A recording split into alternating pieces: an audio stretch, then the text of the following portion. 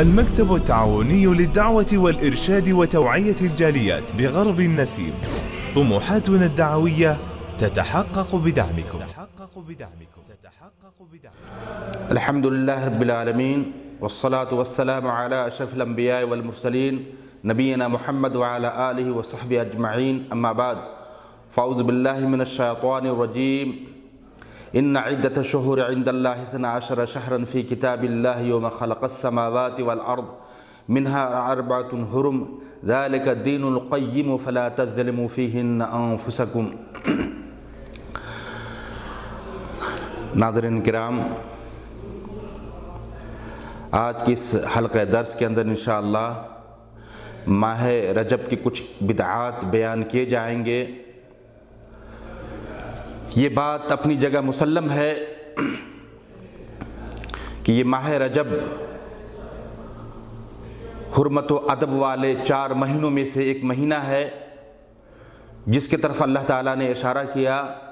ان عدت الشہور عند اللہ 12 شہرا فی کتاب اللہ. اللہ تبارک و تعالیٰ کے ہاں مہینوں کی گنتی 12 ہیں اور یہ اسی وقت سے ہے جب سے اللہ تعالیٰ نے آسمان اور زمین کو پیدا کیا. ان میں سے 4 حرمت و ادب والے ہیں.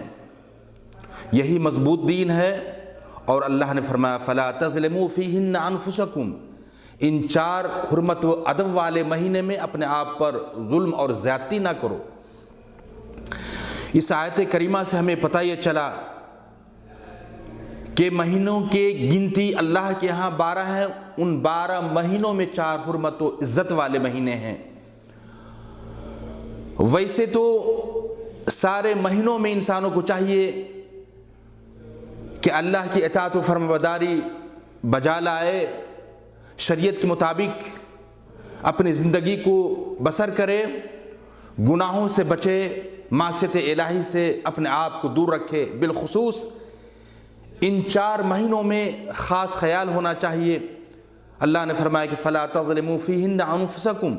تم لوگ ان مہینوں میں، ان حرمت و ادب والے مہینے میں اپنے آپ پر گناہ کر کے ظلم اور زیادتی نہ کرو.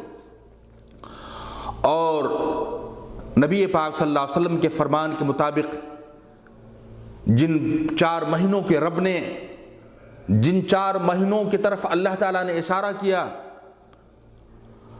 نبی پاک صلی اللہ علیہ وسلم کے فرمان کی روشنی میں وہ 4 مہینے یہ ہیں. نبی پاک صلی اللہ علیہ وسلم نے ارشاد فرمایا، راوی حضرت ابو بکر رضی اللہ تعالی عنہ ہیں، کہتے ہیں آپ صلی اللہ علیہ وسلم کا یہ ارشاد ہے السنۃ 12 شہرا منها 4 حرم 3 متوالیات ذو القعدۃ وذو الحجۃ والمحرم ورجب مضر الذی بین جمادی و شعبان. یہ صحیح بخاری کی روایت ہے. آپ صلی اللہ علیہ وسلم نے ارشاد فرمایا کہ سال 12 مہینوں کا ہے جن میں 4 حرمت و عزت والے ہیں.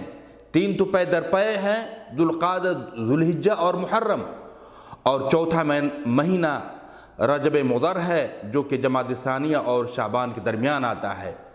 اس حدیث کی روشنی سے بھی، اس حدیث سے بھی ہمیں یہ پتہ چلا کہ اللہ تعالیٰ کے ہاں 4 حرمت و ادب والے مہینے میں ماہ رجب کا مہینہ بھی آتا ہے. جن مہینوں میں انسانوں کو چاہیے، ہمیں اور آپ کو چاہیے کہ ہم برائیوں سے بچیں، معصیت الہی سے اپنے آپ کو دور رکھیں. میرے بھائی، پتہ چلا کہ اس مہینے کا خاص احترام ہونا چاہیے. جو حرمت ادب والے مہینے ہیں، خاص طور پر گناہوں سے بچنا چاہیے. جبکہ آج اس دور کے اندر مسلمانوں کی یہ حالت ہو چکی ہے کہ ماہ رجب میں طرح طرح کے بدعات کو رائج کر چکا ہے. طرح طرح کے بدعات مروج ہیں، جن بدعات سے نبی پاک صلی اللہ علیہ وسلم ہر جمعہ کے خطبے میں ڈرایا کرتے تھے. آپ صلی اللہ علیہ وسلم فرمایا کرتے تھے اما بعد فإن خیر الحدیث کتاب اللہ وخیر الہدی ہدی محمد صلی اللہ علیہ وسلم وشر الامور محدثاتها وکل محدثۃ بدعہ. اور آپ صلی اللہ علیہ وسلم کا یہ فرمان بھی ہے. آپ صلی اللہ علیہ وسلم نے فرمایا من احدث فی امرنا ھذا ما لیس منہ فہو رد، کہ جس شخص نے ہمارے دین کے اندر نئی بات کا ایجاد کیا جس کا تعلق دین سے نہیں ہے، وہ بدعت ہے، وہ مردود ہے، ناقابل قبول ہے. اور صحیح مسلم کی دوسری روایت بھی آتی ہے من عمل عملا لیس علیہ امرنا فہو رد، جس شخص نے کوئی ایسا کام کیا، کوئی ایسا عمل کیا جس عمل کا تعلق فرمان نبوی سے نہیں ہے، جس کے بارے میں آپ صلی اللہ علیہ وسلم نے حکم نہیں دیا، وہ مردود ہے، ناقابل قبول ہے. میرے بھائی، آج بدعات رجب میں سے ایک بدعت صلاۃ الرغائب کے نام سے جانا جاتا ہے. میرے بھائی، صلاۃ الرغائب لوگ یہ نماز 12 رکعات کی صورت میں پڑھتے ہیں، اور صلاۃ الرغائب کی فضیلت و اہمیت کی نسبت نبی پاک صلی اللہ علیہ وسلم کی طرف کرتے ہوئے کہ آپ صلی اللہ علیہ وسلم سے یہ منقول ہے، آپ صلی اللہ علیہ وسلم سے یہ ثابت ہے کہ آپ صلی اللہ علیہ وسلم نے صلاۃ الرغائب کی نماز پڑھنے کی بڑی اہمیت بیان کی ہے، جبکہ اس حدیث کے تعلق سے انشاءاللہ آگے بیان کیا جائے گا. میرے بھائی، صلاۃ الرغائب کے جہاں صلاۃ الرغائب کا ذکر آیا ہے، جس حدیث کے اندر، جو حدیث اصلاً موضوع ہے، جس کے شروع میں یہ الفاظ آتا ہے رجب شہر اللہ و شعبان شہری و رمضان شہر امتی، کہ رجب اللہ کا مہینہ ہے، شعبان میرا مہینہ ہے، اور رمضان میری امت کا مہینہ ہے. میرے بھائی، آج لوگ رجب کو اس حدیث کو سامنے رکھتے ہوئے جو حدیث نہایت موضوع حدیث ہے، جسے علامہ ابن الجوزی رحمہ اللہ نے اپنی کتاب الموضوعات کے اندر ذکر کیا ہے، اور صلاۃ الرغائب کی کیفیت بیان کرتے ہوئے یہ لکھا گیا ہے کہ جو شخص رجب کی پہلی جمعرات کے دن روزہ رکھے، پھر جمعہ کی رات کو مغرب و عشاء کے درمیان 12 رکعات دو کر کے اس طرح پڑھے کہ ہر رکعت میں سورہ فاتحہ کے بعد 3 مرتبہ سورۃ القدر اور پھر 12 مرتبہ سورہ اخلاص پڑھے، اور پھر آخر میں مجھ پر نسبت نبی پاک صلی اللہ علیہ وسلم کی طرف کی جا رہی ہے کہ نبی صلی اللہ علیہ وسلم فرمائے کہ پھر آخر میں مجھ پر 70 بار درود پڑھے، اور اس کے بعد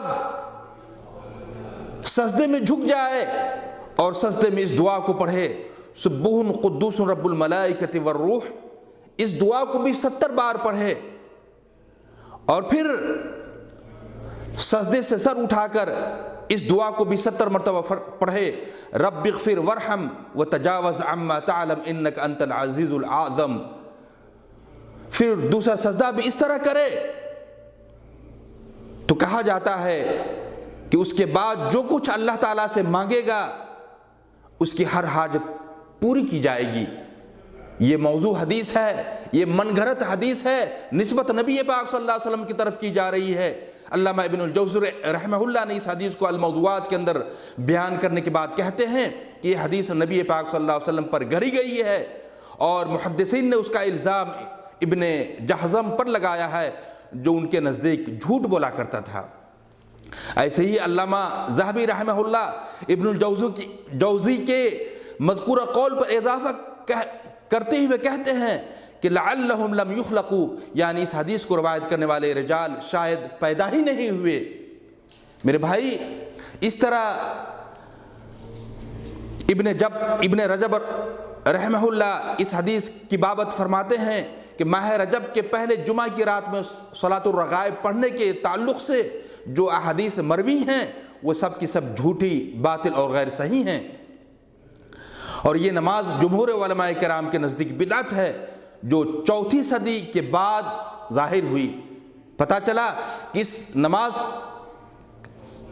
اس نماز کا وجود نہ تو نبی پاک صلی اللہ علیہ وسلم کے زمانے میں، نہ صحابہ کرام کے زمانے میں، نہ تابعین کے زمانے میں، نہ تابعین کے زمانے میں، نہ ہی ائمہ رحمہ اللہ کے زمانے میں تھا.